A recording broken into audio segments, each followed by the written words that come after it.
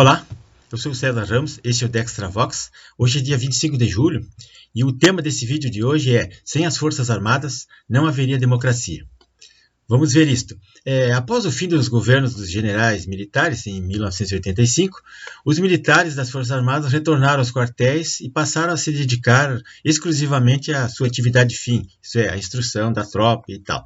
Durante a chamada redemocratização do Brasil, não houve grande influência das esquerdas dentro das Forças Armadas, as quais ainda estavam muito conscientes dos malefícios que o comunismo havia causado ao país durante as 3 tentativas de tomada do poder pela força, e de militares traidores que se aliaram à esquerda, a exemplo do Luiz Carlos Prestes, lá na Intentona Comunista de 1935, depois o general Oswino Vieira Alves, lá no governo Goulart, em 1964, e depois o capitão Carlos Lamarca, aquele comandante do grupo terrorista Vanguarda Popular Revolucionária, que atuou após 64 contra o governo militar.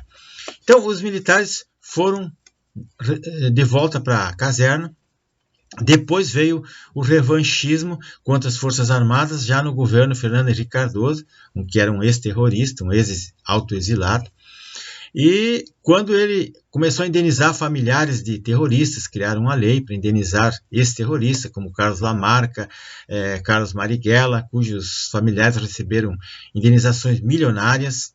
E os militares brasileiros então começaram a ser demonizados pela mídia, pela imprensa, que totalmente controlada pelas esquerdas, acusavam sem provas, acusavam os militares de terem sido torturadores e coisas do gênero. Enquanto isso, a esquerda se aproveitava de episódios internos e externos para revigorar aquele nacionalismo dos militares, especialmente de incutir nos mais jovens aquele sentimento anti-americano e aquela história de o petróleo é nosso, a Amazônia é nossa, essas coisas que eles costumam fazer. Então foi revoltante para os brasileiros, para o contribuinte, ter que sustentar pessoas que escolheram a luta armada por livre e espontânea vontade e depois de terem pego em armas e terem sido presos ou exilados, aí exige indenização das pessoas que não têm nada a ver com isso.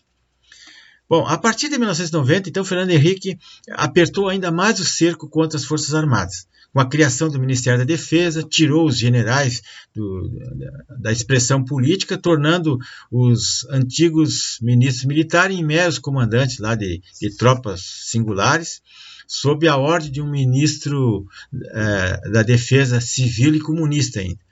E para a felicidade das esquerdas brasileiras. Então, assim, a doutrinação comunista se tornou majoritária nas universidades, na educação brasileira, na academia, onde tremulavam bandeiras vermelhas, como a gente viu nos movimentos sociais de rua, aí, do PT, PSOL, PCdoB, coisa incomum aqui no Ocidente, mas a gente via aquele pessoal todo de vermelho queimando pneu e depredando tudo na rua. Veio o governo Lula a partir de 2003, com um projeto de poder eterno, ou enquanto o dinheiro durasse, e que incluía também a conquista do poder executivo por um líder populista, que era ele, e a compra de parlamento, aparelhamento de todas as instituições, a começar pela Suprema Corte, e a tentativa de cooptação das Forças Armadas.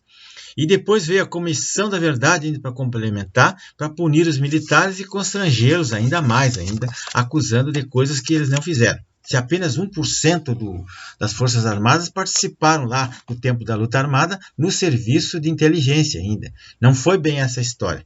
Então o pessoal não lê, não estuda, não sabe do que se trata. Então a cooptação do parlamento foi fácil até, bastou corromper com mensalão, com petrolão, com troca de cargo, tomar lá da cá e deu tudo certo.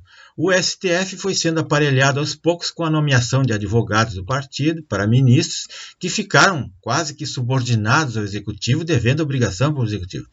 Mas as Forças Armadas, pela cabeça insana de quem julga os outros por si próprio, seria suficiente que lhe oferecesse migalhas de salário, promoções ou equipamentos modernos, que estaria tudo resolvido. A Marinha teria um projeto de um submarino nuclear, que nunca saiu ainda, nunca foi efetivado. A Força Aérea ganharia os caças FX, aqueles que o Lula ganhou propina.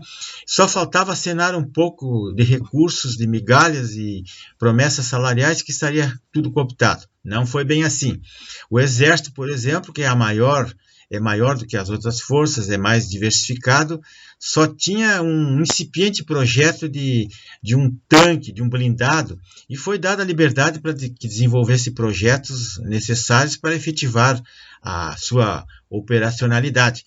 Mas o PT estava interessado, não era nisso, ele estava interessado em roubar o dinheiro público e se perpetuar no poder, e acabou com os projetos todos e ficaram tudo no papel. O PT nunca teve intenção de cumprir as suas promessas, isso ficou claro, pois ele acreditava em iludir os generais, os marinheiros e os aviadores para tentar cooptá-los para sua causa, a fim de apoiar o seu projeto bolivariano de poder, como fez a Venezuela lá e no Foro de São Paulo. Lula e a Dilma, então, eles não sabiam que a convivência das Forças Armadas com governos eleitos pelo povo era pacífica dentro da ordem constitucional, né? Não justificava aliar-se, e não significava que ele fosse se aliar à esquerda e tampouco concordar com seus planos, com seus projetos, né? As Forças Armadas cumpriam o seu dever constitucional.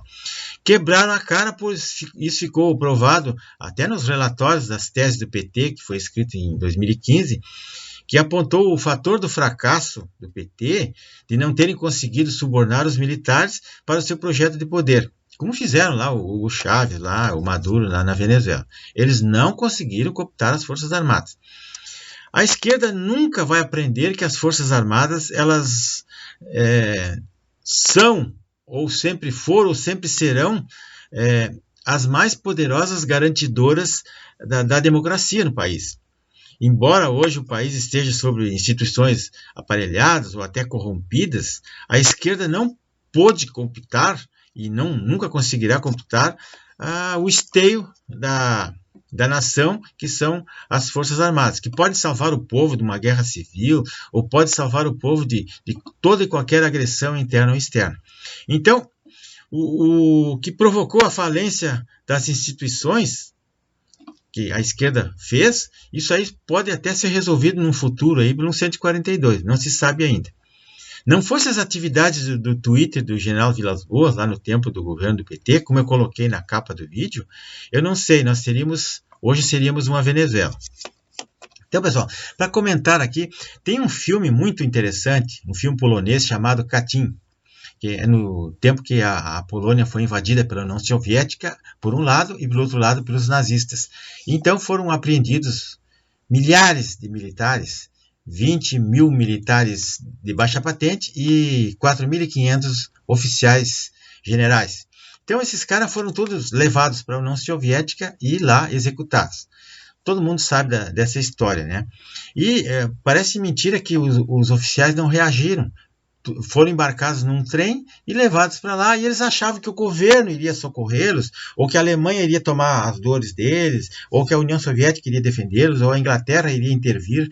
Não, isso não acontece. Até porque as Forças Armadas, o povo não pode apoiá-las porque está desarmado, e os políticos são corruptos e não vão apoiá-las. Então, as Forças Armadas estão fora de tudo, estão neutras nessa situação. Vejam bem essa história aqui, por exemplo. Isto aqui é o verdadeiro símbolo da justiça. Uma espada e uma balança, que é o símbolo do direito, na verdade. Então, o que significa isso? Já dizia von Ehring há 200 anos, né, que o direito é uma força viva, por isso o símbolo da justiça é uma balança apoiada por uma espada. Uma balança apoiada por uma espada, é o símbolo, né? Então, a espada sem a balança é a força bruta, simplesmente. Agora, a balança sem a espada é a impotência do direito. Uma não pode agir sem a outra. Uma depende da outra para agir. Então, não haverá ordem jurídica perfeita sem que a energia com que a justiça aplica a espada seja igual à habilidade com que ela maneja com a balança. Esse é o fundamento da justiça e do direito. Então, no nosso país, não basta ter as Forças Armadas, mas também não basta ter o Poder Judiciário. Um tem que agir de acordo com o outro. Por isso que o general Vilas Boas, quando o STF quis soltar o Lula, ele mandou uma tuitada lá e disse, olha, acho bom vocês pensarem bem nisso. E foi isso aí que manteve a integridade do nosso país. Do contrário, não sei o que seria. Então, pessoal, eu recomendo esse filme que está no YouTube, Kati, é um filme polonês muito bom, para que todo militar, todo reservista, deveria prestar atenção nisso, porque nós estamos em cima de um barril de pólvora, né? Caminhando sob o fio da espada, caminhando numa corda bamba.